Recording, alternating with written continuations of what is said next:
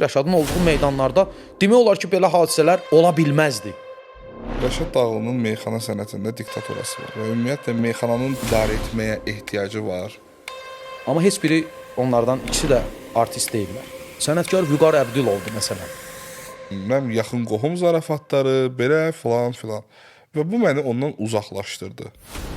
İndi bir dənə ərəbcə söz deyəcəyəm deyir məsələn. Əslində o sözü fars dilində deyir. Heç özü bilmir o dediyi nədir. Bir meyxana tənqidçisi olaraq tənqid etdiyinə görə hansısa meyxanaçı ilə aran dəyib.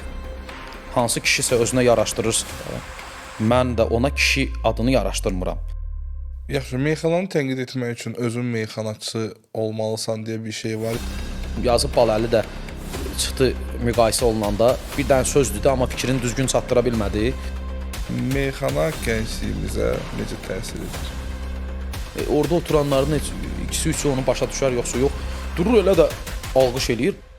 Nə qədər olar lazımsız vasitələrin təbliğatı, nə qədər olar kriminal təbliğat. Söz ağzından çıxana qədər söz sənin qulundur. Amma söz ağızdan çıxdı, o olur atlı, sən olursan piyada.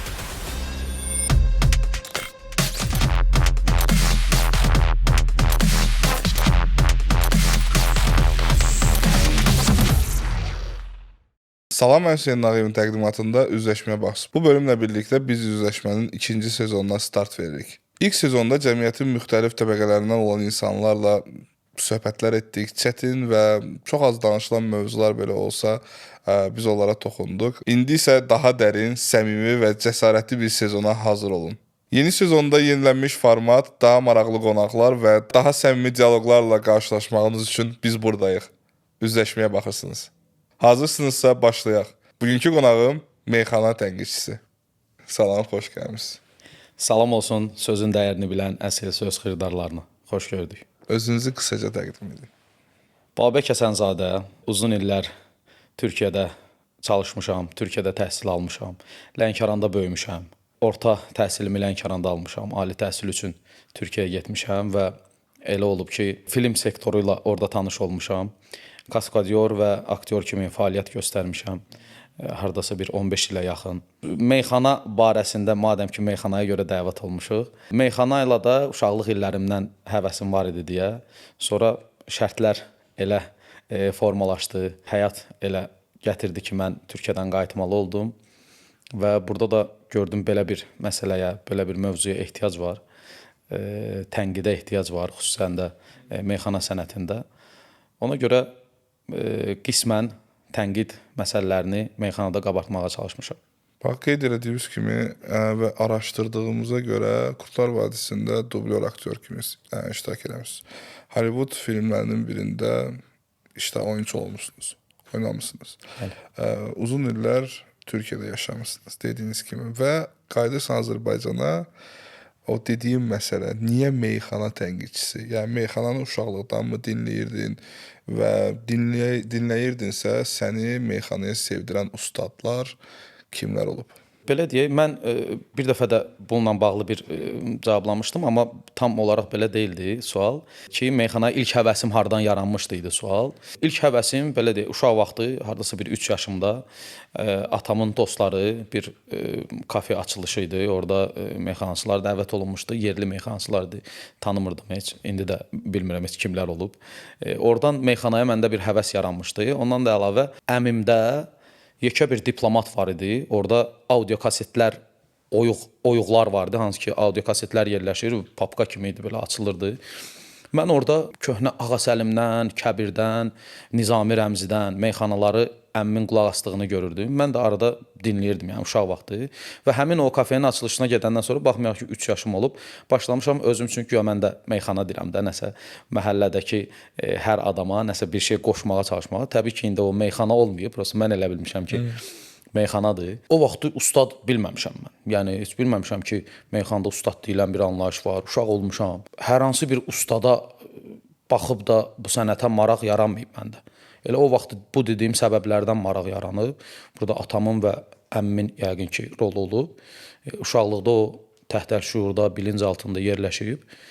Belə maraq yaranıb. Ondan sonra Türkiyəyə gedəndən sonra mən ilk dəfə dostlarımız Kamran, Xəyal, Sadiq, Rəfixan, Elnur və s. dostlarımızla oturanda masa arxasına. Orada Azərbaycanlılarla.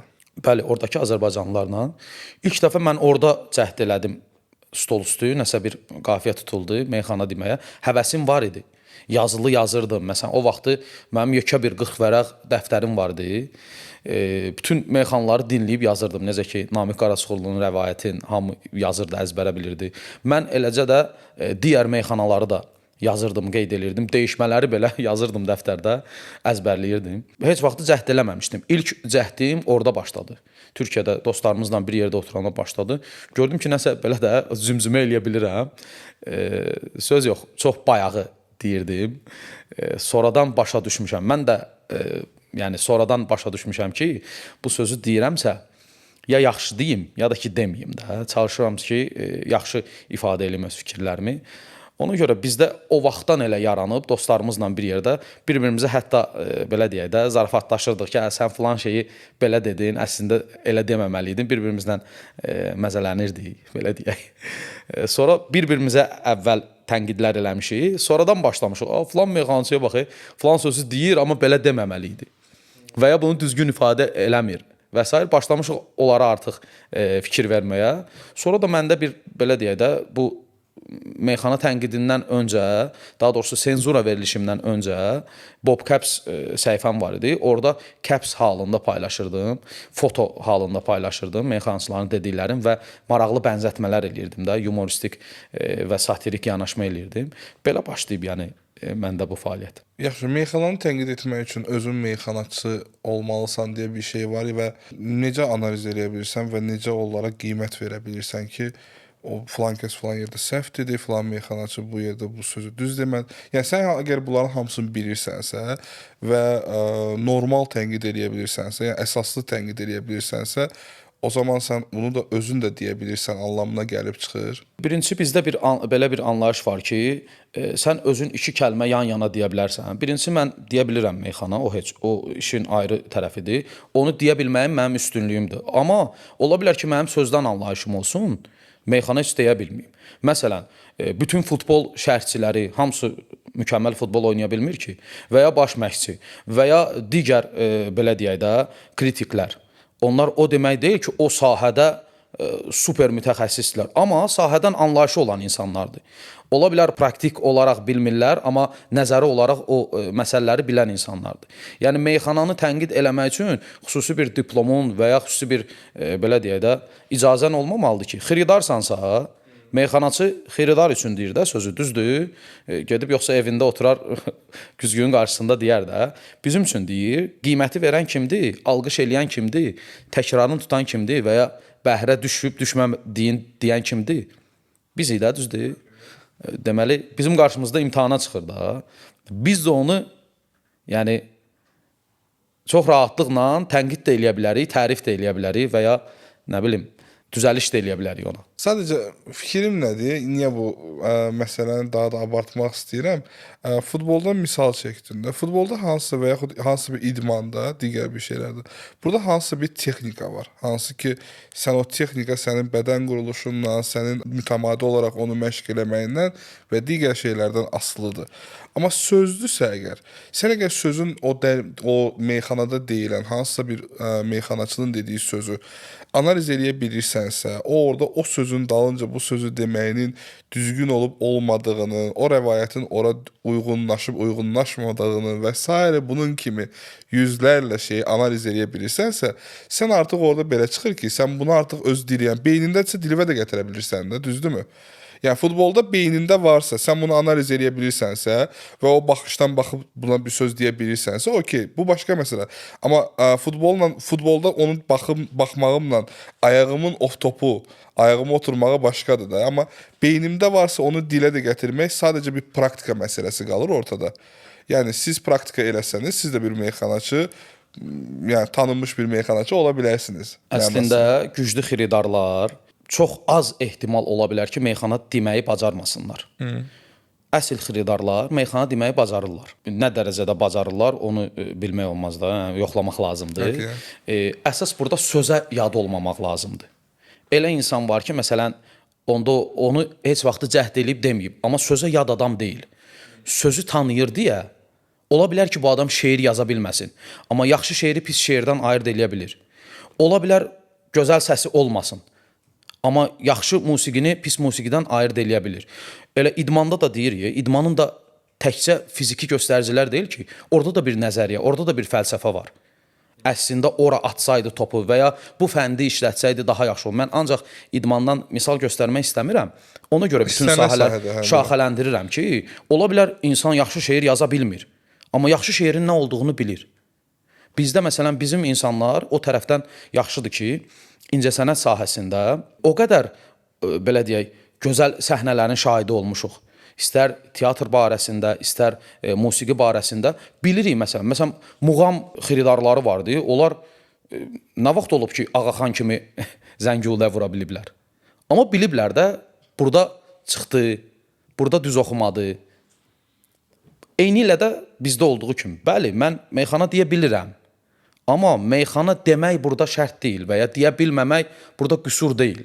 Əsas sözü bilmək lazımdır. Və mənim də belə deyək, verilişlərə baxanda ən əslində həssas olduğum nöqtələrdən biri orasındadır ki, meyxanadan anlayışı olmayan insanlar da meyxana haqqında danışanda orada problem yaranır. Əsas odur ki, insanın meyxanadan, sözdən, yaxşı sözdən, bəhirlərdən, təfilələrdən xəbəri var. Elə xiridarlı var ki, bəhir təfilə bilmir. Məsələn, mən müəyyən qədər bilirəm özümə görə. İndi özümü tərifləmək istəmirəm. Bəs qədər bilirəm. Çox meyxanaçıdan da yaxşı bilirəm. Bəhirləri, təfilələri, əruz vəznini. Amma bilməyən xiridarlar da var bunu. Bu mənim plusumdur. Bu mənim üçün müsbət tərəfdir. Bilməyənlər də var, amma o sözü bilir. Ola bilər bəhirdən çıxdığını hiss eləməsin. Amma sözü bilir orada, harda yaxşı işlətdi, pis işlətdi. Meyxana yalnız əyləncə janrıdır, yoxsa onun hansısa bir sosial, ictimai mesajları olmalıdır?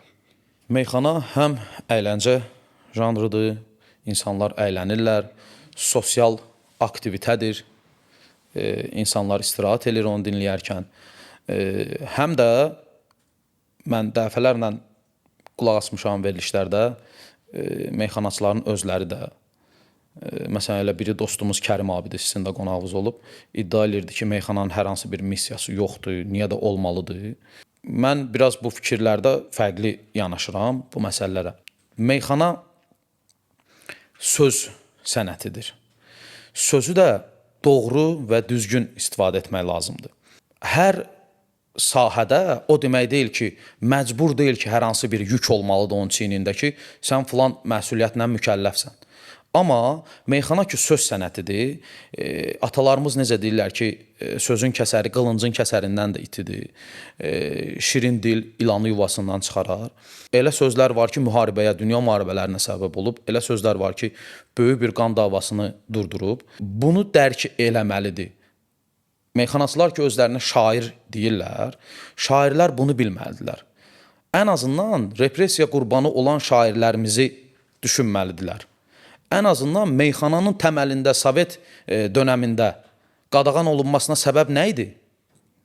Deməli, hər hansı bir yüklər, yoxsa əyləncə janrı olsa və ya içki məclisi olsa, niyə dayandırırlar? Niyə dayandırırlar ki? Biraz da onlara sərf eləyərdi ki, insanların başını qaçsınlar, başqa şeylərlə insanlar maraqlansın, o millətin yaralı yerlərinə toxunmasınlar. Bunlar deməli meyxananın təməlində var. Ondan da əlavə bir sözü deyirsənsə, sən söz ağzından çıxana qədər söz sənin qulundur. Amma söz ağızdan çıxdı, o olur atlı, sən olursan piyada. Necə ki, biz inanclı şəxslərik. Allah öz kitabında Qaf surəsi 18-ci ayədə buyurur ki, insanların ləfz sözü keçir orada, yəni tələffüz sözündən gəlir o. İnsanların tələffüz etdiyi elə bir söz yoxdur ki, onu qeyd etmək üçün hazırda gözləyən iki növbətçi və ya birdən daha çox, yəni indi iki deyilir, mələklər, növbətçi mələklər olmasın. Deməli, orada mələk baxmır, sən bunu zarafata dedin, ya bunu ciddiyə dedin. Dediyin hər bir tələffüz etdiyin, ürəyində fikirləşsən, orada problem yoxdur. O, Allahın bizə lütfudur ki, ürəyimizdə pis bir şey belə fikirləşsək, biz ondan məhsul deyilik. Biz onun qarşısında cavabdeh deyilik. Amma o sözü ki, tələffüz etdik, hələ tələffüz etdiyimiz yanlış bir şeyi hərəkətə keçiririksə, o daha böyük günahlara səbəb ola bilər, daha böyük yanlışa gedə bilərik. Yəni bu çox böyük bir işarədir insanlara və şairlik sənəti də birbaşa söz deməklə bağlı olduğuna görə sən hər dediyin sözdən məsulsan. Bəs mən tənqidlər edəndə ki, lazımsız vasitələrin təbliğatı olunmasın, vətənpərvər ruhda təbliğatlar aparılsın, daha cəmiyyəti daha yaxşı yerlərə aparacaq, daha gözəl düşüncələr təbliğ olunsun insanlara. Bəs bunları nəzərdə tuturdum. Hər dediyimiz sözdən biz məhsuluq. Və sözü də ən çox deyən şairlərdir. Ən çox sözlə bağlı olan insanlar meyxanaçılardır. O orada demir, bunu əyləncə üçün dedin və ya nə üçün dedin. Hər dediyin sözdən məhsul. Sən bilməzsən sənin o dediyin söz hansı insana necə təsir eləyə bilər. Sənin o müəyyən vasitələr ki var, o dilvə gətirirsən, onu belə şahanə şəkildə təqdim eləyirsən insanlara, sən bilə bilməzsən, bəlkə ondan canını qurtarmaq istəyən insan var, sən onun bəlkə də yenidən o hisslərinin oyanmasına səbəb ola bilərsən. Və ya tam tərsi, deyək, müsbət tərəfə sən bunu çevirsən, yol ayrımında olan insanı sən bəlkə, çünki söz axı dəyərli bir vasitədir. Söz çünki birbaşa qəlbə damlayır və o sənə təsir edir. Bayaq axı misal göstərdik, sözün kəsəri qılıncın kəsərindən də itidir. O qəlbində elə bir yer eləyə bilər ki, o insanın, sən onu düzgünə yönləndirərsən və sən ictimai şəxssən. Sənin yüzlərlə izləyicin, sənin yüzlərlə fanatların, xiridarların var. Sən insanları doğru yerə yönləndirməlisən. Eləcə də Həzrəti Peyğəmbərimizin dediyi kimi, bir söz danışacaqsansa, ya yaxşı söz danış, ya haqqı danış, ya da ki sus, ya xeyirliyə danış, ya da ki sus. Heç danışmasan ondan yaxşı, ondan daha xeyirlidir. Amma köhnə dövrlərdən nəzərə alsaq, köhnə dövrlərdə meyxanaçılar, ustadlardan və indiki, yaxşı deyirsən, hansısa bir missiyası var, hansısa şairdirsə, özünə meyxanaçı deyirsə, şairdirsə, bu ağızdan çıxan sözündə bütün hansı düşünməlidir, deməlidir. Çünki bunu dinləyən insanlar var, buna təsir edə biləcəyi bir gücü var, bir sosial güc varsa. Hal-hazırdakı vəziyyət necədir? İndiki bax, meyxana sənətində olan meyxanaçıların ümumi götürsək, bu sizin dediyinizdən hamısı əməl eləyir? Xeyr, çox barmaq sayı qədər deyərdim, hətta daha az. Çox az bir, yəni çox az meyxanaçı var ki, bu məsələlərə əməl eləyir. Sırf alqış üçün, sırf hər hansı bir nəmər əldə eləmək üçün, təbii ki, qazansınlar, Allah qazanclarını biraz da bol eləsin. Amma sırf alqış üçün və ya hər hansı bir nəmər qarşılığında bəzən elə sözlər deyirlər. Sonra çox böyük faciələrə yol aça bilir bu sözlər. Hələ biz gördüyümüz tərəflərdir ki, çıxırlar, məsələn, bir də görsən ki, dediyi sözə görə üzr istəyirlər. Deməli, o an onu bilmədən eləyib, düşünmədən eləyib və ya onun mahiyyətini dərk eləmədən danışıb, deyib. Axı, sən dediyim kimi, söz ağzından çıxandan sonra o olur atlı, sən olursan piyada. Sən onun artıq tabeçiliyində olursan, dediyin hər sözə görə. Mən uşaqlığımdan, öz uşaqlığımdan danışım və meyxanaya yadıma düşən bəzi şeylərdən danışım da. Meyxana ilə ağlımda qalan və fikrimdə olan bəzi nüanslar deyim. Uşaq vaxtı mən gözümü açandan demək olar ki, biraz sonra meyxananı harda gördüm? Keçmiş INS TV-də dəyişmələr falan, o verilişlər. Hə, normal idi, səs vermə var idi, jürilər var, münsiflər qiymət verirdi, insan, xalq, hətta SMS-dən necəsə bir qiymət verirdi və beləcə meyxanaçılar çıxırdı və belə normal gedirdi. Sonraki dövrlərdə, 2000-ci illərin sonlarına yaxın, artıq hamımızın telefonu olan vaxtlar, internetə girişi olan vaxtlar, başladıq ondan yenə görməyə. Artıq TV-dəki o deqəlsin falan yox. Telefonda gördüyümüz videolar və yaxud da ki, səs yazmaları. Nə gördüm? Söyüş, bir-biri ilə bu ifadəni deyəcəm, gic-gicə zarafatlar, yersiz zarafatlar, yersiz sözlərin istifadəsi, videolarda gördüyümüz sigaret, içkilər və s. və dil-axır bunun kimi, yəqin ki, mən haqq qazanmayasın. Videoların demək olar ki, əksəriyyətində 80-90%-ında bunları biz görürdük. Və meyxana mənim uşaqlığımda, mənim gənc yaşlarımda beynimdə qalan hissədə orada qalıb. Demək olar ki, %70, %80 hamısına demirəm, söyüş 3-4 meyxanaçı oturubsa orada bir-birləri ilə zarafat, hətta yaxın qohum zarafatları, belə filan filan. Və bu məni ondan uzaqlaşdırdı. Meyxana belə olmalı deyildi. Düzdür? Meyxana əlbəttə belə olmalı deyil. Burada meyxananın günahı deyil. Onu təbliğ edən şəxslər yanlış təbliğ eləyiblər deyə meyxana burada günahkar deyil. Bu gün hansı dost ortamında söyüşlü zarafatlar olmur? Hansı incəsənət sahəsində o dediyimiz məsələlər olmur? Amma dost ortamında olur da. Bəli, bu isə amma çıxır. Meyxana biraz daha belə deyək, məhrəm ortamlarda və kişilərin əsasən olduğu ortamlarda olur deyə bir növ əsgərlik kimi, bir növ belə deyək, oğlanların ancaq belə deyək də çox olduğu yerdə istər-istəməz belaltı zarafatlar da olur. Amma təbii ki, bunu el içinə çıxarmaq artıq bayaq dediyimiz məsələlərə yenə gəlir də. Bunun sən təbliğatını aparmış olursan. Hətta fərqi yoxdur da. Yəni sənin qarşında 100 kişi otursa belə, o sənin dinləyicindir. Bir xeyir iş olsa belə, orada bir ab-hava kefi yaxşı olsa belə, əhval-ruhiyyəti yaxşıdır ki, əlbəttə ki, sabahlarım yaxşı xeyir iş olacaq. Axşamısı oturub biz bunu qeyd eləyiriksə belə. Amma sənin orada oturan o uşaq da var, 18 yaş aşağı uşaqlar da var və yaxud böyüklər də olsun, kişi də olsun. Onu çəkib internetdə paylaşan insanlar var. Bəli. Video şəklində gedən, səs yazma olaraq gedən şeylərdə sənin o 3-4 nəfər ora qonaq gələn insanların bir-birinə olan o bizim dediyimiz öz hamımızın kişi xeylaqları və yaxud da siz qadınlarda belə inanın ki var, yaxın rəfiqələrdə də var. Səmimi söhbət, səmimi zarafat. İndi kim öz belə deyim də öz dost çevrəsində bunu qəbul edirsə problem yoxdur. Amma o çevrənin içində qalan bir zarafatı ictimailəşdirib sən tanımadığın 100 nəfərin ortasında onu eləmək. Bəli, burada fikirlər üst-üstə düşür. Əslində o dost ortamında olan zarafatlar qohum əqrabaya keçmədiyi müddətcə normaldır. Pərdəni aşmamaq şərti ilə normaldır. Yoxsa qohum əqrabaya keçəndən sonra orada nə kişilik, orada nə qeyrət, nə namusdan söhbət gedə bilər ki. Hansı kişisə özünə yaraşdırırsa, mən də ona kişi adını yaraşdırmıram. Dərinliyinə geçsək söhbətin. Bir də demək istəyirəm ki, baxın elə senzura olması buna görə lazımdır. O vaxtı sizin dediyiniz dönəmlərdə Babək Türkiyədə idi. Başı öz işləri ilə qarışıq idi. Tənqidçi yox idi. Mən bu məsələyə başlayandan sonra söyüşlü meyxanaları, narkotik vasitələrin təbliğatını, nə bilim kriminal aləmin təbliğatını və s. tənqid eləyəndən sonra, hətta xəbər portalları da mənim bir tənqid elədiyim söyüşlü meyxananın hansı ki az yaşlı uşaqlar qarşısında deyilirdi o. Baxmayaraq ki, kişi ortamı idi.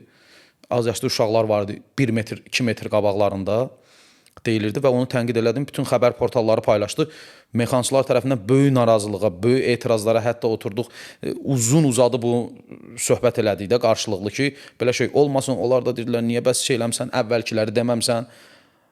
Bundan sonra əvvəlkiləri mən montaj eləyib ata bilmərəm, tarixdən silə bilmərəm. Amma bundan sonra deyirəm, heç olmasa əl-ələ verək, bunlar olmasın. İndi mən məsələn baxıram, demək olar ki, o şeylər mənim verilişimdən sonra yığışdırılıb. Mənim kimi bir neçə tənqidçi. Mən çünki o bilincli insanların danışan dili idim əslində. Düşünən beyni idim. Görürsünüz, fikirlər üst-üstə düşür. Amma bilincli. Yəni, bilincli insanlar baxmayaraq ki, ola bilər biz qismən az ola bilərik. Amma bizim məntiqimiz, bizim o bilinç gidir ya, bir şeyin fərqində olmaq, onun bilincində olmaq. Bunu bizim də üstümüzə düşən məsuliyyətlərdən biri, missiyalardan biri odur ki, biz bunu düzgün təbliğatını aparaq. Biz insanları düzgün yerə yönləndirək. Mən bu məsələyə başlayanda da elə özümü uşaq vaxtından bəlkə də elə yetişmişəm. Hər zaman ortamda, mən məsələn qaydası döyüşdə Azərbaycan çempionu olmuşam 2008-ci ildə. Onda belə cüssəli deyildim, 60 kiloluq arıq bir uşaq idim. O dövrlərdə belə mən özümə görə heç vaxt küçədə dalaşmamışam. Sadəcə bir dəfə olub Türkiyədə yolumu kəsiblər, əyyaşlar, onlarla mübahisə yaranıb. Mən həmişə tanımadığım insanlara görə küçədə kiməsə səhv hərəkət olunub və ya hansısa xanıma heç tanımışam, tanımamışam və ya heç kişi, qadın ayrımı burada eləmirəm. Kimsə əzilib deyə mən ona görə etiraz edirəm, heç tanıdım, tanımadım. Adətən belə olub. Baxmayaraq ki, mən belə deyə də döyüşçü ruhda yetişmişəm. Və adətən bizdə insanlar bunu yanlış anlayırlar da. Məşqdə öyrəndiklərini küçədə tətbiq eləməyə çalışırlar. Bizə amma müəllimlərimiz, bizə valideynlərimiz belə öyrədiblər. Məşq müəllimlərindən, idman müəllimlərindən söhbət gedir. Həmçinin də valideynlərim ki, sən məşqdə öyrəndiyini əsl idmançı küçədə tətbiq eləyən deyil. Məcbur olmadığı müddətcə. Biz elə öyrənmişik. Mən ona görə buna başlamaq səbəbim də bayaq siz sadaladınız da, o qədər işləri görən birisi gəlib əgər meyxananın məsuliyyətini götürürsə öz çiyinlərinə bir xiridar kimi, bu tərzdə düşünən insanların danışan dili olmağa cəhd eləyirsə, deməli mən o işin əhəmiyyətinin, o işin önəminin fərqindəyəm də, vəhimliyinin, vahim olmasının fərqindəyəm deyə deyirəm ki, ən azından biz insanlar bunu düzgün yönləndirək və meyxanaçılara da təsir eləyək ki, onlar da bunu deyə bilirlərsə, bunu yaxşı dinən də, yaxşı söz dinən, yaxşı tərəfə yönləndir. Heç olmasa maarifçiliyi düzgün apar. Bəli, çünki o elə bayaq ki, yenə də suallara əslində davamı deyib, bunlar o cavablar silsilə şəklində gəlir ki, görürsüz, bəs burada missiya var da, meyxanaçının üstündə bir məsuliyyət var da deməli. Və meyxana mənim fikrimcə, yəqin ki, hamı razılaşar, digər janrlardan, yəni Azərbaycanda pop, hip-hop falan bunları götürsək, daha çox təsir etmə gücünə malikdir. Və daha çox kütləsi, izləyici kütləsi var. Bəli, daha çox insanlara daha tez yayılır, daha tez. Bu biraz bizim bəlkə də coğrafiyamızla əlaqəlidir ki, biz əruza yaxınıq. Bizə pop, rap sonradan gəlsə də, hip-hop sonradan gəlsə də, biz axı əruz vəzninə daha yaxın olmuşuq. İstər fars, istər ərəb dilinə daha yaxın olmuşuq. Amerikadan rap bura gəlib çıxana kimi biz axı mərhələlər keçmişik. Deməli bizim genetikamıza artıq bu oturub. Yəni o tərəfə daha meyilliyik biz. Ona görə normaldır meyxananın sevilməsi, muğamın sevilməsi. Elə muğamın da demək olar ki, qəzəllər üstündədir də, oxunuşu, muğamatların çoxsu. Köhnə dövrdə Nizami Rəmzi, Məşədi Baba, Ağasəlim Çıldaq meyxananın gedişini başqa cür cərəyan edirdi. Rəqən ki, razısan. Və orta dövr oldu. Rəşad, Aydın, Kərim, Vüqar və indi Balali, Xosrov, Cahanqiş. Səncə meyxananın hansı dövrü, bu sadalığı 3 dövrə bölsək, meyxana ən pik dövrü sayıla bilərdi? Meyxanada hər dövrün tarixi keçidlərdə də olduğu kimi hər dönəmin öz missiyası və əhəmiyyəti var.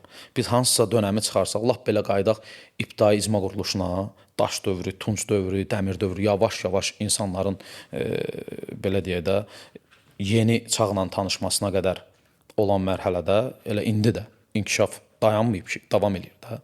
Texnologiya dövrüdür indi. Hansısa dövrü çıxarsaq, əlil qalar da, meyxana da belədir. Meyxanada hansısa dövrü çıxarmaq olmaz. Ola bilər, məsələn, indikilər ola bilər, tutaq ki da, lap qədimdə deyilən meyxanaların deyə bilər ki, hə, bu şair o şairdən üstündür. Xeyr, elə dəyərləndirmək lazım deyil. Onların bir missiyası vardı. Sovetin çətin dönəmlərində, çətin vaxtlarında meyxananı orta nəslə estafeti təhvil vermək. Orta nəslin missiyası o idi ki, yeni nəslə təhvil vermək. İndi yeni nəsil formalaşır, artıq əruz vəznini daha mükəmməl bilən uşaqlar var. Yeni nəsil formalaşır. Sadəcə burada o pik nöqtə sualına cavab olaraq deyim ki, burada bəzən xiridarlar deyir ki, heyf deyildi keçmiş meyxanalar. İndikilər nə deyir? Deyir, ancaq ağız deyən qulaq eşitmir. Əslində, hər dövrün öz ləzzəti, öz dadı var. Hər gülün öz təravəti olduğu kimi. Sadəcə insanların keçmişə biraz qayıtması o nostalji hissindən irəli gəlir də. Uşaqlığında eşitdiyi şeylər. Nostalji da ki, Yunan söz, yəni indiki halı ilə nostalji olan nostos, algos sözlərinin birləşməsindən də insanların keçmişdə yaşanan gözəl hadisələrə bəslədiyi şiddətli özləm duyğusudur.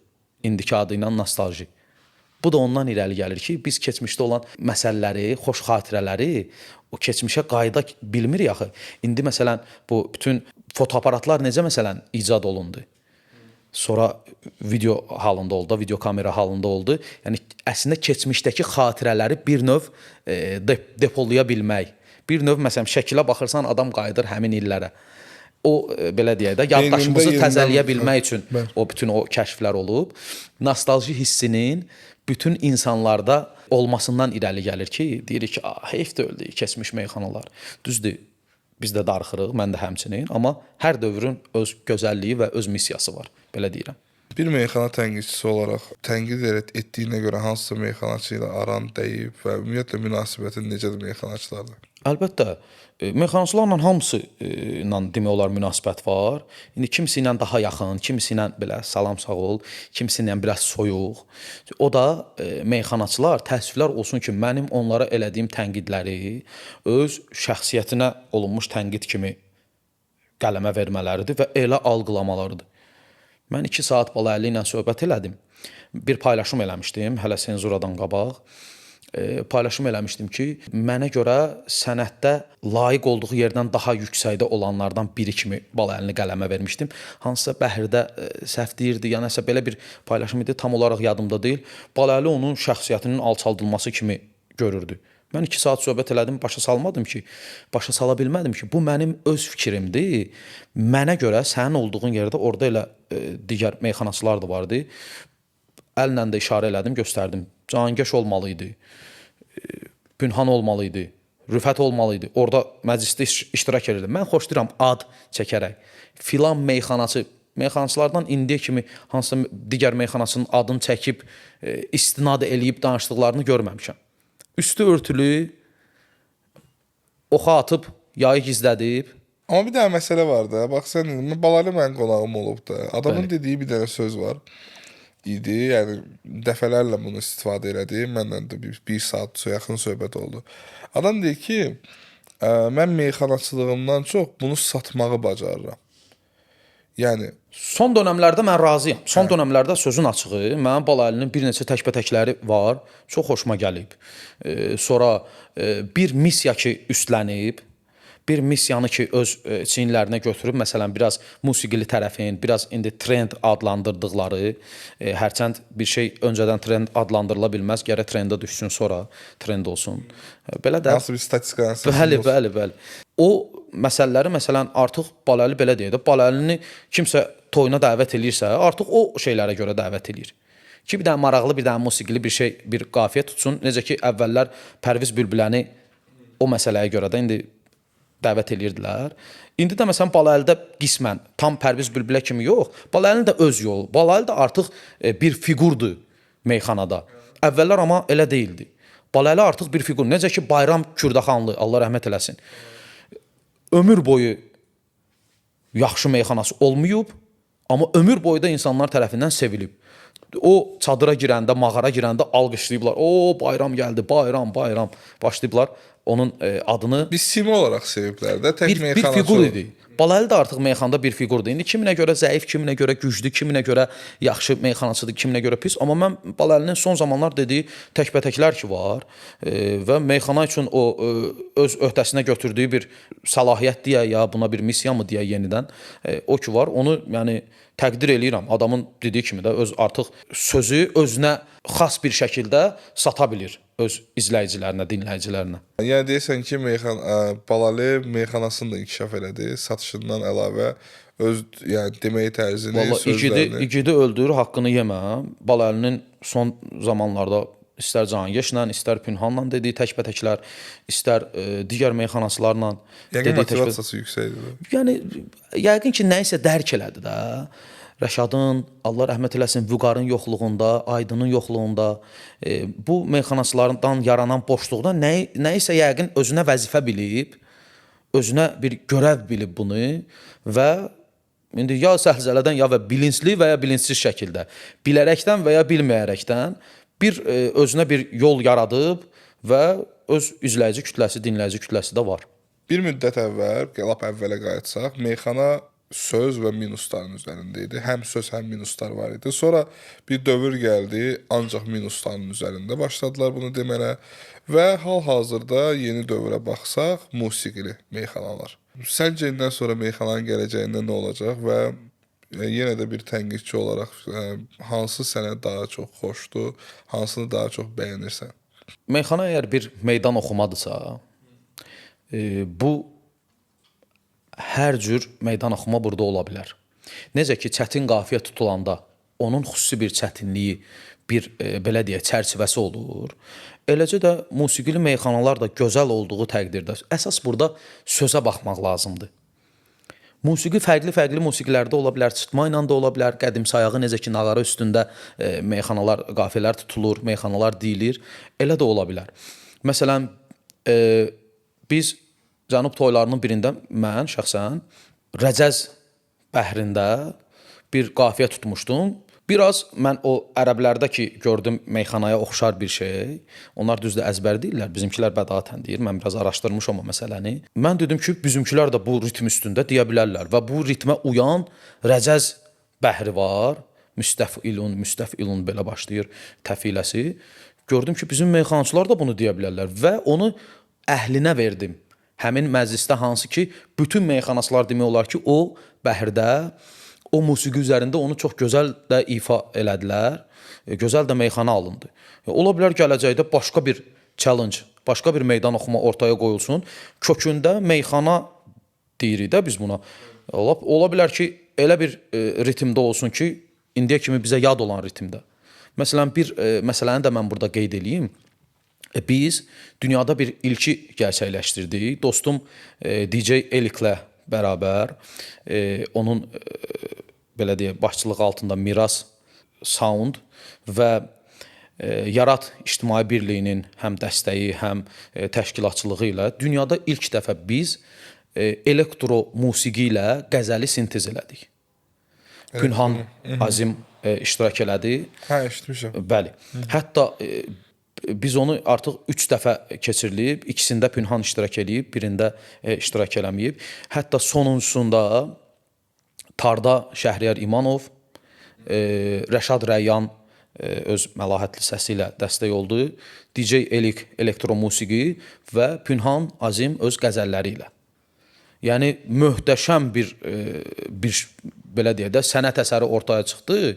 Hansı ki, kim deyə bilərdi ki, qəzəl indiyə kimi maksimum muğamatda olub da, qəzəli musiqiyə elə salıblar. Və ya əruz meyxana ritmləri üzərində olub da. Elektro musiqi görün nə qədər ortada fərq var, amma möhtəşəm bir şey alındı və dünyada bir ilki gerçəkləşdirdi. Hətta bizdən sonra Okaberin də konserti var idi. Yəni biz gözləyirdik ki, Okaberin konsertinə daha çox adam olsun da. Söz yox, Okaberin öz kütləsi var təbii ki. Yəni bizim təşkil elədiyimiz belə deyə də tədbirə gələn insanlar Okaberin konsertindəki belə deyə də saydan heç də geri qalmırdılar. Yəni full başdan ayağa zal dolmuşdu. İnsanlar hətta yerdə xalçalar sərildi, yerdə bardaş qurub oturdular və 1 saat ərzində dinlədilər. Hətta bitəndən sonra alqış elədilər ki, bir daha. Bir də oradan xırda bir bit üzərində Pünhankil qəzəl deməyə başladı. Şəhriyar maşallah tarda möhtəşəm işlər gördü. Mükəmməl bir şeydir. İnşallah növbəti dəfə biz yenisini inşallah təşkil eləməyi düşünürük. Mən sizi də dəvət eləyərəm. Yəni İnşallah, gəlib iştirak eləyərsiniz. Janrın adı nədir? Ad qoyulub yoxsa hələ belə bir ad yox, amma ümumi tədbirin adı Miras qoyulub. Bu yaxınlarda müğənni Mehriban xanım Vüqar Biləcərinin meyxanasının sözlərini dəyişib mahnı kimi ifa etmişdi və Ruslan Müşvabadlı da ona etirazını bildirmişdi. Sənin bu məsələyə münasibətin necədir? Biz biraz elə bir son dönəmlərdə bəlkə də bu olub, ya da ki, son vaxtlarda sosial şəbəkə daha aktivdir deyə və çoxalıb da növləri, platformalar çoxalıb. Bəlkə əvvəldə bunlar vardı, amma görmürdük. Hə.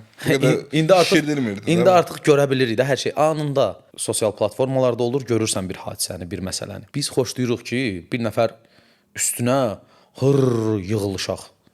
Xanım indi məsələn orada mən baxmışam verilişə də, deyir ki, mən elə belə getmişdim başqa musiqini səs yazmasına. O bir bəylə duet eləyir də orada da. Yəqin ki, o bəy deyib ki, hə belə bir şey var, özün də dediyi kimi.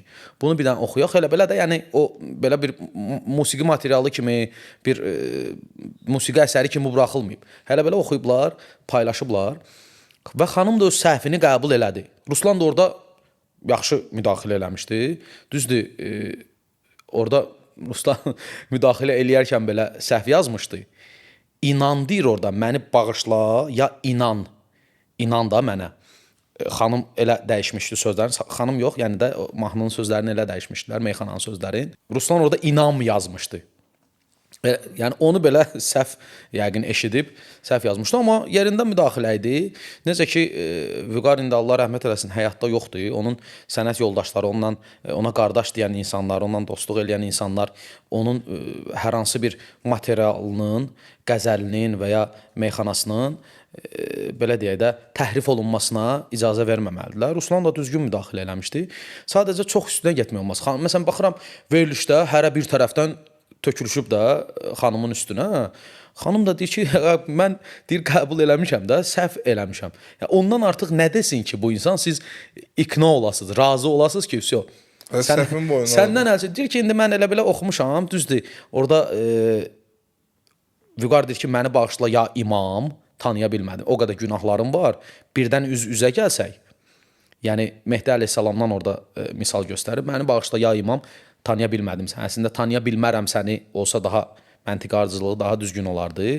Yəni, indi bu cür deyib və orada dəyişilib və onu da imam üçün deyilən bir bənddir deyə və onu da oynaya-oynaya demək, sonra o sözü dəyişmək falan. Ağırlığın şeydir, daha o itirir deyə müdaxilə düzgün idi, amma hər şey öz dozasında olsa, öz qədərində olmağı daha yaxşıdır. Mən burada Ruslanda günah görmürəm. Ruslan bir kəlmə, komment yazıb da, yəni sonradan insanların hücum eləməsi bir nəfərə, məsələn yazıb Baləli də çıxdı müqayisə olunanda bir dənə söz dedi, amma fikrini düzgün çatdıra bilmədi.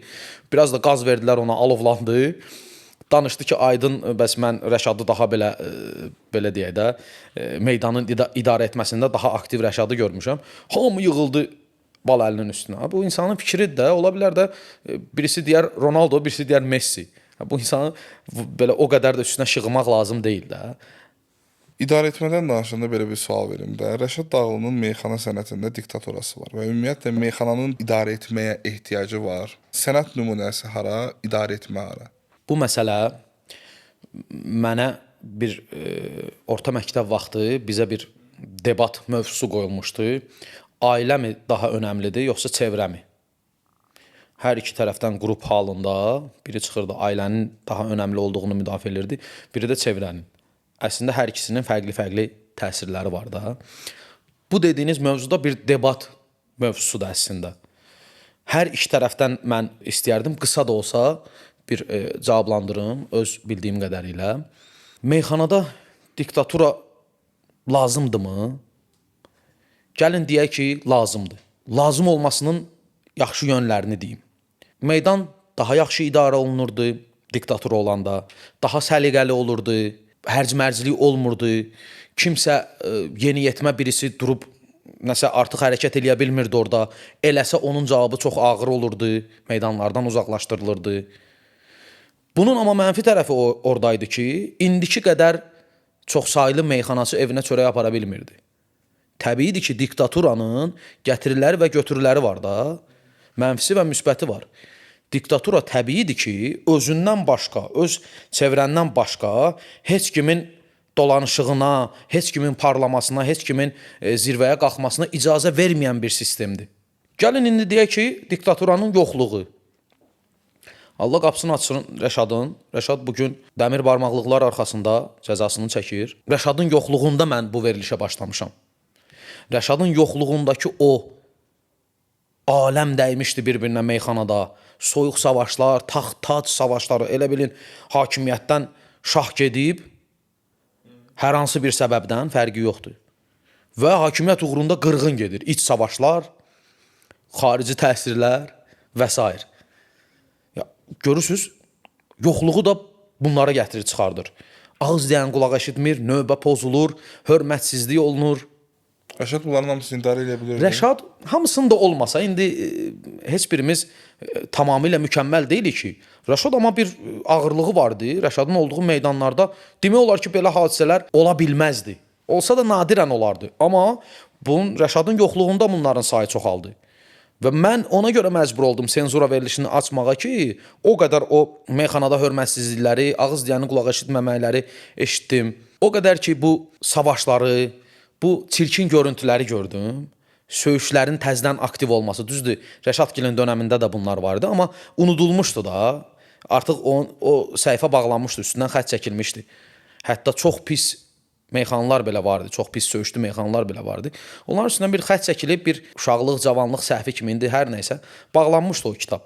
Təzədən gördüm ki, yenə nənə-baba söhbətləri gündəmə gəlir. Təzədən yenə narkotik vasitələrin təbliğatı, kriminal təbliğat və s. Dini meyxananın harda gəldi deyilməsi, naməhrəm ortamlarda deyilməsi və s. Bunları gördüm. Rəşadın o boşluğundan, Rəşadın yoxluğundan yaranan o boşluqdakı hərc-mərcliyi gördüm, mən məcbur oldum. Diktaturanın olması və olmamasının mənə görə izahı, analizi budur. Mənim yanaşmam belədir. Yaxşı meyxanaçı sadəcə yaxşı söz deməyi bacarmalıdır, yoxsa yaxşı artistlik etməyi də bilməlidir? Gəlin artist sözündən başlayaq. İngilis dilində art, sənət. Sənət, düzdür? Artist, sənətkar. Bizim dilimizdə ən doğru tərcüməsi belədir. O adların sadaladığınız meyxanaçılardan heç biri artist deyil. Sənətkar deyil. Cahangöş və Balaəli. Sənətləri var. Meyxana sənətinin üzvləri kimi meyxanaçıdırlar. Cahangöş yaxşı da meyxana deyir, bəhrləri də yaxşı bilir. İndiyə kimi hər hansı bir bəhr olmayıb ki, çətin bəhr açılsın, Cahangöş deyə bilməsin. Hətta ustadların sustuğu meydanlarda belə Cahangöş fəal iştirak edib. Eləcə də Balaəlinin öz tərzi, öz yanaşması meyxanaya. Amma heç biri onlardan ikisi də artist deyirlər. Sənətkar deyirlər. Sənətkar Vüqar Əbdülovdur məsələn. O gün verilişə baxıram, Tarix bəyin verilişi, Tolikin verilişində. Vüqar Əbdülov, Vüqar Maştağalı. Səhv etmirəmsə bir 11-12 dəqiqəlik bir meyxana oxudu. Meyxana dedi. Hansı ki, Azərbaycanın bütün bölgələrini əhatə eləyirdi. Bütün bölgələr, bütün şəhərlər, rayonlar haqqında bir meyxana idi və orada sənət nümunələri vardı. Hər kupletini, hər bəndini oxuyandan sonra fərqli bir tanınmış müğənni və ya bir xanəndə, hətta sonda səhv etmirəmsə Müslüm Maqamayev Azərbaycan mahnısı ilə orada belə deyək də sanal duet yaranmışdı. O sənət əsəridir. Və Vüqarın qızıl fondda olan bir neçə meyxanası var. Və sənətkardır o insan. Belə insanlardır sənətkar. Hər meyxanaçı sənətkar deyil. Güclü meyxanaçılar var. Sənətkar deyirlər. Sənət üçün çünki ortada sənət nümunəsi olan bir şey yoxdur. Mükəmməl meyxana deyiblər bugünə kimi məsələn. Amma bir sənət nümunəsi ortaya qoya bilməyiblər hələ ki. Sənəti yüksək səhnələrə daşıya biləcək işlər görməyiblər. Sadəcə palatkalarda, sadəcə mağarlarda qalıb. Bu sənin prizmanda belədir, yoxsa ümumi götürsək, yəni buna belə ad qoymaq olar? Bu təbii ki, birinci mənim prizmamdan belədir. Əlbəttə, mənlə razı olmayanlar olacaq. Mənim sözlərim Quran ayəsi deyil ki, şərtsiz, şübhəsiz qəbul olunsun. Qəbul olunmuş bir hansısa bir o dediyim bir qəbul, xeyr, mən qəbul olmuş deyəndə spontan bir sualdır. Mən də buna bu cür yanaşma göstərirəm. Bəlkə də mən deyəndən sonra da insanlarda bəlkə də indiyə kimi bunu sorğulamayıblar. Necə ki, indiyə kimi bu sual mənə gəlməyib, siz verirsiniz, ünvanlayırsınız bu sualı. İndiyə kimi bəlkə də bu tərəfini sorğulamayıblar meyxananın, sənətin. Amma mən deyəndən sonra, siz sual verəndən, mən cavablandırandan sonra bəlkə də beyinlərində bir sual işarəsi, bir nida işarəsi yaranacaq ki, aha, belə yanaşmada, belə baxış açısı da var imiş. Məsələlərə hər kəs eyni prizmadan, eyni baxış pəncərəsindən baxa bilməzdir. Mənim baxdığım prizma budur və insanları dəvət edirəm. Bir də bu tərəfdən, bir də gəlin mənim gördüyüm baxış açısından, prizmadan, pəncərədən baxın. Bir də bu cür yanaşın. Bayaqdan danışırıq. Meyxananın missiyası, meyxananın təsiri, meyxananın deyilişi və s. indiyə qədər keçmişi, indisi. Meyxana gəncliyimizə ümumi bu qədər danışığımızdan sonra necə təsir edir? Baxır gənclərimiz hansı meyxananı dinləyirlər. Nəinki gənclərimiz, insanlar, yaşlı nəslin, orta nəslin nümayəndələri də. Baxır hansı meyxananı dinləyirlər. Vətənpərvər ruhda meyxanalar dinləyirlərsə, əlbəttə onları vətənpərvər ruhda kökləyəcək. Əgər o mənim tənqid elədiyim meyxanalar ki var, onları dinləyirlərsə, əlbəttə meyxana bir növ bir təlqin etmə növüdür insanlara nəyisə. Ona görə sözün mahiyyətini, gücünü hər dəfə vurğulayıram. Hər müsahibəmdə, hər söhbətimə başlayanda salam olsun sözün dəyərini bilən əsl söz xiridarlarına deyirəm. Onları salamlayıram. Çünki sözün dəyəri, mahiyyəti çox önəmlidir də. Bayaqki suallarda cavab verdiyimiz kimi. Bu da bir növ təlqin olduğuna görə sən insanlara yaxşı təlqin eləməlisən. O meyxanaçının məsuliyyətidir. Amma digər tərəfdən də baxır gənclərimiz hansı meyxanaya üstünlüyü verirlər. Məsələn, Pünhan Azimmi dinləməyə cəhd göstərirlər. Rəşad Dağlımı dinləməyə cəhd göstərirlər. Baləli Cahangeşmi, belə sadalaya bilərik. Mir Fəridmi? Arta bilər də bunların sayısı. Məncə bunlar iki yerə bölünür də. Sən demiş, sözə dəyər verənlər, ritmə dəyər verənlər. Bəli, eləsi var heç orada nə dediyini bilmir. Sadəcə o ritmə, vibe-a düşür. Bilmir nədir. Necə ki, məsələn, ərəb, fars mənşəli sözlərdən bəzən istifadə edirlər meyxanaçılar. Orada oturanların heç ikisi, üçü onu başa düşər, yoxsa yox. Durur elə də alqış eləyir. Baxıram ki, bilməyəcəm. ya soruşuram ki, qoqaş, nə bilim, əla bir şey, nəsə Düz söz ardıcılığı düz işlətdi, gəldi. deyir o qulağıma xoş gəldi ya o. Durur alqışlayır. Və ya doğru bilinən, daha doğrusu yanlış bilinən ərəb fars mənşəli sözlər var ki, onu istifadə ediblər. Biri durub alqışlayıb ki, o əla. Əslində baxırsan ki, sözün mənasına gələndə, tərcüməsinə gələndə əslində səhv işlədib o sözü. Sadəcə ritmdən qafiyə düz gəlib deyə ona. Bəli, bəli. Və ya ərəb dilində indi bir dənə ərəbcə söz deyəcəyəm deyir, məsələn. Əslində o sözü fars dilində deyir. Heç özü bilmir o dediyi nədir. Və bu meyxanada olub. Ya da fars dilində deyib ki, indi bir dənə ərəbi söz deyərəm filan. Biraz da belə şey qatır ona. Biraz belə ləhcə, ərəbicən deyərəm məsələn də. Görürsən ki, əslində ərəbcə yox, fars dilindəymiş o. Cəmaət, nəinki cəmaət özü də bilmir. Təqdim edən özü də bilmir. Meyxanadan başqa rep də bir söz sənətidir də. Belə götürsək. Repə münasibətin necədir və hal-hazırda replə, yəni Azərbaycan repindən və Azərbaycan meyxanasının ikisini bir tərəziyə qoysaq, hansı daha ağır olar? Mən repə qarşı söz sənəti olduğuna görə münasibətim çox yaxşıdır. Hətta mən ömrü boyu mütəmadi olaraq idmanla məşğul olmuşam və yarışlara hazırlaşanda biz ruhu dinləndirəcək, ruhu sakitləşdirəcək musiqilər dinləmirdik. Çünki bizdə döyüş növüdür. Motivasiya. Daha bəli, insanı döyüşə kökləyən ritmlərə qulaq asırdıq. Mən Eminemin replərini çox dinləmişəm. O vaxtı Eşad Xose, Hüseyn Dərya, Allah Hüseyn Dərya rəhmət eləsin. Onların repini dinləmişəm. Dəyirmanı o vaxtı dinləmişəm. İndi əldə olanlarımız o idi da, ona görə onları. İndi də məsələn Eksperti dinləyirəm, Okaberi dinləyirəm, Paster dinləyirəm. Rep tənqidçisi Samirin buradan Çənə uşaqlarını salamlayıram. Bax onu da Samiri də. Onların verilişində, podkastında da mən dəvət olunmuşdum. Orada da xırda belə bu mövzulara toxunuldu. Samir özü də səhv eləmirəmsə sizin verilişdə də elə deyir ki, rep hal-hazırda meyxana kütləsi rep kütləsini üstələyir. Düzgün yanaşmadır. Mən də razıyam bu fikirdən ki, bəli, rep kütləsi Azərbaycan bayaq dediyimiz kimi də o əruza biz daha genetik kodlamamız və coğrafi yerləşməmiz baxımından daha yaxınıq deyə əruza. Rep çox sonralar gəlib çıxıb bu tərəflərə. Ona görə meyxananın ağırlığı, kütləsi əlbəttə ki, sayca dinləyiciləri daha çoxdur repdən mən deyərdim. Belə tərəziyə də qoysaq, mənə görə meyxana daha çətindir repdən.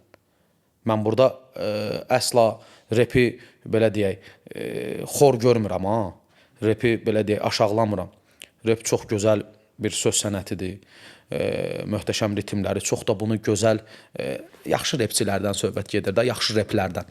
Çox gözəl ifadə edənlər var, amma belə tərəziyə qoyanda meyxana məncə daha üstün gəlir. Mənə görə bu belədir. Kimsinə görə fərqli ola bilər. Niyə? Buna da əsaslandırmam odur ki, meyxana əruz üzərindədir. Əruz da hansısa qəliblər üzərindədir, təfilələr üzərindədir. Siz təsəvvür edin, dar bir çərçivədə hərəkət eləmək sizə daha rahat olar, yoxsa daha geniş müstəvidə, daha geniş çərçivədə hərəkət eləmək, özünü ifadə eləmək. Əlbəttə geniş. Geniş olanı repdir. Amma meyxana çərçivədədir. Əruzdan sən çıxa bilməzsən. Hecada demirsən ki, meyxananı. Əruz vəznində deyirsən. Ona görə o təfilədən bir hərf belə çıxanda Sait Samitin yeri belə dəyişəndə sən artıq deməli meyxana normalarına riayət eləmiş olmamışsan. Meyxana daha qayda qanunu çərçivəsində. Bəli, daha çərçivəlidir və daha netdir. Amma repdə biraz daha genişdir, əl-qolun daha rahatdır orada, daha yaxşı göstərə bilirsən. Moderndir deyə istədiyin şey əlavələr də edə bilirsən. Bəli, necə ki məsələn meyxanada da onu deyirlər. Məsələn, səri bəhri 11 hecalıqdır. 11 hecada özünü ifadə eləmək var. Bir də məsələn var, həzəc bəhri tutursan 14, 15, 16 heca məsələn də fərqli bəhirlərdə uzun belə deyə də hecalı meyxanalarda, qafiyələrdə daha doğrusu daha geniş yerin olur da öz cümləvi qurub ifadə eləməyə. Amma 11 hecada sən fikrini deməlisən, rəqibə cavab verməlisən və s. Əslində səri bəhri çox rahat bir bəhir kimi, ay can alan, candır məhəlləmizdə və ya candır bizim məhəllədə. O çox rahat, primitiv, ilk başlayan o bəhirlə başlasa da, əslində meyxanaçıların özünün də sözüdür ki, yaxşı şair, yaxşı meyxanaçı elə səri bəhrində də yaxşı söz çıxara biləndir. Çünki yerin azdır, çərçivən dardır. Onu bacarırsansa deməli çıxar. Deməli, hə. Səfər əməsi bir verilişində belə bir söz istifadə eləmişsən ki, meyxana undergrounddadır. Meyxana əslində undergrounda biraz itilib. Yəni o tərəfə doğru yönləndirilib. Çünki burada həmişə mən qeyd edirəm, Sovet hakimiyyətinin çox böyük rolu olub ki, meyxananı həmişə gözüm çıxdıya salıb, indiki bizim atamız, anamız yaşında olan, valideynlərimiz yaşında olan insanların meyxanaya olan aqressiyası da, meyxanaya olan avara sənətidir, yanaşması da o Sovetin əkdiyi toxumlardır. Çünki Sovetə sərf eləmirdi. Meyxanaçıların dediyi qafiyələr, orada sosial, ictimai yükü çiyinlərinə götürüb insanların dərdini danışmaları bir hakimiyyətə sərf eləmirdi. Ona görə gözüm çıxdıya salıb onu undergrounda biraz da özləri bilinçli şəkildə itələyib salmışlar. Əslində biraz da xırdalığa geçsək, meyxana incəsənət növüdür də. İncəsənətdirsə, deməli alt sənət növü deyil bu. Biraz alt sənət növünə təşviq edilib, bilinçli şəkildə ora qoyulub ki, bu gəlməsin, yüksək səhnələrə çıxmasın. Çünki yüksək səhnəyə çıxdı, verdin mikrofonu adamın əlinə, çıxdı dedi ki, bəs insanların sosial vəziyyəti belədir, filandır, bəs məkandır. Sən qaldın, axı bu sözü dinləyənlər var. Sən özün belə deyək də, öz əlinlə o insanı səhnəyə, tribunaya çıxarmış olursan və belə deyək də, tənqidə məruz qalırsan. Bu imperiyalar da bunların olmaması üçün zaman-zaman şairləri repressiyaya göndəriblər, zaman-zaman meyxananı belə deyək, meyxana da bundan öz təsirini görüb, öz Sovet bəhrəsini dönəmi görüb. bitəndən sonra bu çıxmağı bacardı axı. Hər yerə girdi, toylarımıza, məhəllərimizə, Girdi. xeyir işlərə. Amma nə qədər məsələn Heydər Əliyev sarayında axırıncı dəfə meyxana açan görmüsünüz?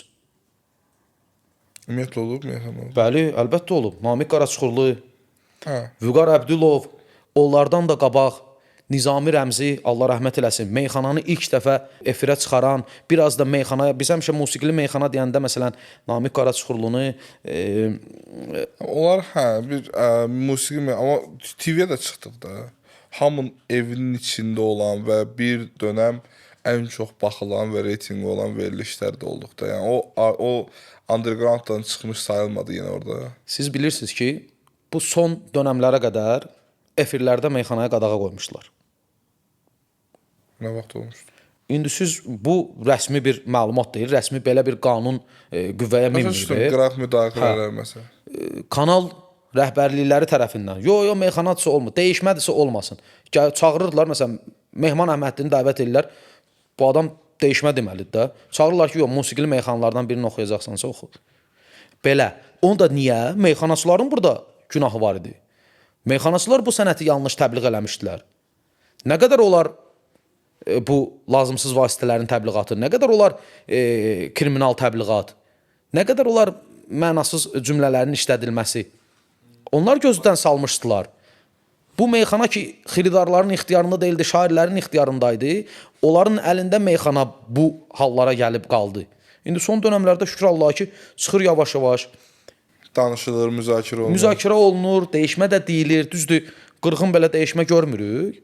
Belə də o Aynəsin vaxtındakı dəyişmələr olmur, amma belə şirin atmacalar olur. Çağırırlar efirlərə, yavaş-yavaş o musiqili meyxanalarla yenə də başladı. Yavaş-yavaş qadağalar biraz yüngülləşdirildi və düzgün təbliğat aparıldı, senzura verilişi çıxdı. Biraz hərə özünə çəki düzən verdi. Çünki birinin tənqid eləməsi o deməkdir ki, artıq sənin üstündə bir radar, bir göz, bir kamera tuşlanıb sənə, sənin yanlış hərəkətin olsa tənqid olunacaq və ictimai qınaq olunacaqsan. Axı bundan da ehtiyat eləyirlər. Bu qədər nüfuz yığmış insanlar gördülər onların nüfuzu necə ayaqlar altında qala bilər yanlış elədiyi hərəkətlərə görə. Sonradan nə olar? Dəfələrlə də üzr istəsələr bu tarixi silib ata bilmirik ki. Səhv eləyirlər, sonra çıxırlar üzr istəyirlər. Meyxanaçılar bunu yanlış təbliğ eləmişdi. Təəssüflər olsun. Çıxmırdı efirlərə, ekranlara. Qayıdaq həmin məsələyə, sualın özünə ki, underground biraz da məcburi şəkildə gedib qalmışdı undergroundda. İndi də elə əsasən underground tərəfi, yəni toy mağaralarda, məclislərdə olması, kişi məclislərində əsasən olması, yəni bunlar daha çoxdur. Nəinki efirdə, ekranlarda və ya yüksək kürsülərdə, məsələn, Kreml sarayında və ya Şəfa stadionunda anşlaq konsert verib, məsələn, Namiq Qaraçuxurlu. Nizami Rəmzi, Allah rəhmət eləsin, xalq artistləri ilə, məsələn, əməkdar artistlərlə duetlər eləyib, xanım tərəf müqabilləri ilə ilk meyxana duetini gətirən adamlardandır. Allah rəhmət eləsin, Elçin Məşdağalı, Allah can sağlığı versin, Vüqar Məşdağalı. Bu musiqili meyxanalar olub da zaman-zaman. Bunun ilk təməllərini, ilk efirə çıxardan ən böyük əziyyəti olan insanlardan biri də Nizami Rəmzidir. Bəzən efir məhdudiyyəti olaraq, yəni efir məhdudiyyəti olduğuna görə vaxt çatmır və ya yadımıza düşmür deyə o insanların adını çəkmirik. Mən görürəm kommentariyalarda insanlar deyirlər ki, yaxşı olar ki, onları da deyəsiz. Elə bilirlər bizim nəsə fərqli yanaşmamız var. Xeyr, o insanların haqqını verməyə çalışırıq biz bütün söhbətlərimizi. Sadəcə ola bilər hansısa verilişdə indi yadımıza düşmür də, biz də insanıq. Qüsurlu görsünlər, üzürlü saysınlar o barədə. Yəni ki, məcburi şəkildə o tərəfə itələnib, orada qalıb Və oradadır. və biz də çalışırıq ki, yenidən o incə sənət tərəfinə daha çox qaytaraq bunu. Niyə? Çünki şifahi xalq ədəbiyyatının, bu bizim folklorumuzun bir nümunəsidir. Ədəbiyyat nümunəsi necə underground tamamilə ola bilər? Ola bilər undergrounda yönəlik burada elə məsələlər var. Məsələn, kişi məclisində, kişi ortamıdır. Xanımların daha az olduğu, nadirən olduğu ortamlardır deyə. İstər-istəməz burada biraz underground məsələlər var. Amma incəsənət tərəfi də var axı bunun. Sənət tərəfi də var. Ədəbiyyat tərəfi də var. İnşallah dediyin yerlərə gəlib çatar, dediyin dəyərlər və dediyin qiymətlər də qoyular. Və ümid edirəm ki, meyxananın indən sonraki gələcəyi, bayaqdan danışdığımız o pis vərdişlər falan, bunların hamısından etik çərçivə olmaq şərti ilə insanları maarifləndirə biləcək bir məzmunu, gücünü saxlayaraq, missiyasını sənin dilində desək, saxlayaraq inkişaf edər. Sənə də işlərində bol uğur. Təşəkkürlər. Arzu edirəm. İnşallah hər şey ürəyin istədiyin kimi olar. Mən də sizə təşəkkür edirəm dəvətiniz üçün. Bizə vaxt ayırıb indi bu veriliş yayımlanandan sonra dinləyəcək olan insanlara da, şərh yazacaqlara da, like eləyənlərə də təşəkkür edirəm, paylaşanlara da indidən təşəkkür edirəm. Şərh yazsınlar, tənqid eləsinlər. Mən tənqidə açıq insanam. Özüm kimisə tənqid elirəmsə, mən də tənqidləri qəbul eləməyi bacarmalıyam. Yaxşı tənqid insanı daim inkişafa aparar. Bunun fərqində olan birisiyəm və bunu təbliğatını aparmağa çalışıram. Təhqir, nalayiq ifadə olmadığı müddətcə hər kəs məndən eyni fikirdə olası deyil. Məcbur deyirlər. Mən kimisə məcbur da eləyə bilmərəm buna. Dediklərim də bayaq dediyim kimi Quran ayəsi deyil ki, ümumiyyətlə müzakirəsi olmasın. Təbii ki, bu mənim yanaşmamdır. Belə olsa daha yaxşı olar deyirəm. Siz də fərqli bir fikir gətirin qarşısına ki, bu cürdə olsa bu da mənim öz müdafiə tezim, savunma tezimdir ki, belə olsa daha yaxşı olar. Uzun sözün qısası tənqidçini də tənqid eləyə bilərlər. Təbii ki. Çox sağ olun, minnətdaram. Siz sağ olun. Bu videonun da sonuna gəldik. Üzləşməyə baxırız. Gələcək bölümlərdə qonaq qismində kimlər görmək istəyirsinizsə, şərh bölməsində qeyd edə bilərsiniz. Kanala abunə olmağı, videonu bəyənməyi və paylaşmağı unutmayın. Özünüzə və üzünüzə yaxşı baxın.